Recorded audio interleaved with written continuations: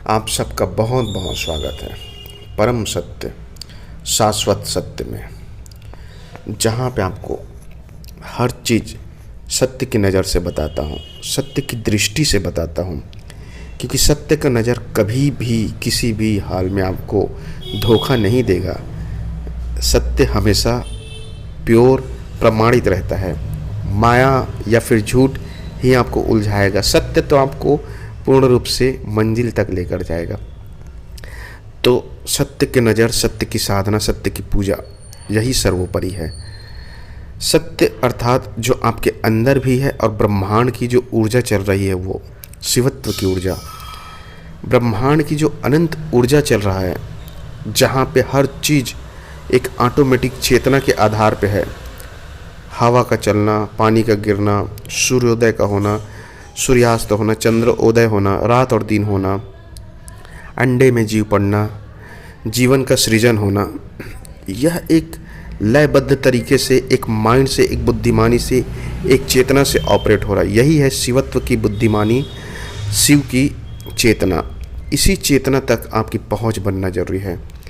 और जो बाहर वृहद है, अनंत है, विशाल ब्रह्मांड है, उसका सूक्ष्म कण, छोटा सा टुकड़ा आपके अंदर भी है। वह चेतना है, जीवित और जागृत है। गलती बस इतना है कि आपने उस चेतना तक पहुंचने के लिए कभी कोई प्रयास किया नहीं, ना ही उसे जगाने के लिए कोई प्रयास किया नहीं। आप यूँ समझिए जैसे रावण का भाई कुंभकर्ण जब तक सो रहा था तब तक तो उसका कोई उपयोग ही नहीं हुआ। जब वह जागृत हुआ तब उसका कुछ उपयोग हो पाया। तो अंदर सोई हुई आपकी जो परम आत्मा है, जो परमात्मा का स्वरूप है, शिव का स्वरूप है, टुकड़ा है, उसे आपको जगाना है। अगर उसे जगा लिया तो यकीन मानिए इस ब्रह्मांड के अंदर कोई भी सिद्धि आपको करने की ज़रूरत नहीं। हर सिद्धि, अष्टनिधि और 10 महाविद्या, हर चीज़ आपके अधीन होगा। हर चीज़, क्योंकि सर्वोपरि है शिव, ब्रह्मांड का मालिक, जिसके अंडर सब चीज़ है। चाहे सिद्धि हो, अष्टविधि हो, नवनिधि हो, 10 महाविद्या हो, भूत पिशाच कर्ण, जो भी चीज़ है, सब चीज़ शिव के अधीन है, अंडर में है। तो आपको सिर्फ सत्य को, शिव को जगाना है, जो आपके अंदर सोया हुआ है। तो गलती बस इतना है हर इंसान का कि उसे जगाना तो दूर, उसे जानने की कोशिश भी नहीं करता है। और जब वह जानता है तो सिर्फ कुछ पल के लिए जान पाता है, जो कि वह होता है उसकी मृत्यु के समय। जब मृत्यु होने ही वाला होता है, उसके कुछ पल में ही व्यक्ति को पता चलता है कि मेरे अंदर कुछ था, कुछ चेतना चल रहा था, कुछ शक्ति था जो निकल गया, और वही शक्ति मैं हूँ। क्योंकि बाद में वो अपने शरीर को देखता है। तो आपको इसे जीते जी जागृत करना है, ताकि इस दुनिया के अंदर हर चीज़ में आप मालिक रहें, राजा रहें, सम्राट रहें। और उसे जगाने के लिए सिद्धि है, साधना है। क्योंकि एक बार अगर जागते जागते वह जाग गया तो यूँ समझिए आप तो पूरी तरह से राजा, खजाना मिल गया आपको, परमात्मा हो गए आप, सीधा भगवान हो गए। इस दुनिया के अंदर ऐसा कोई चीज़ नहीं है जिससे आप चाहें और पा ना सकें।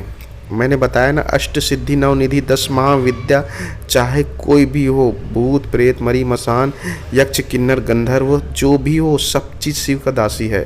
हर चीज़ आपके अधीन रहेगा। तो उसे जगाने के लिए देखिए, हर चीज़ के लिए एक समय देना होता है मित्रों। आपको सत्य को पाने के लिए, सत्पुरुष तक पहुंच बनाने के लिए आपको समय देना होगा, जगाना होगा, साधना करनी होगी। साधना एक लय में लाएगा आपके अंतरात्मा को, और वहाँ तक आपकी पहुंच बनाएगा जहाँ तक आपकी पहुंच नहीं बना है। उसके बाद इस दुनिया में किसी भी जगह, किसी भी कोने में खड़े हो जाइए, आपको कहीं भी, किसी भी जगह कोई भी ना तो दुख होगा, ना तो तकलीफ होगा, ना तो किसी से कुछ पूछने की ज़रूरत नहीं होगा।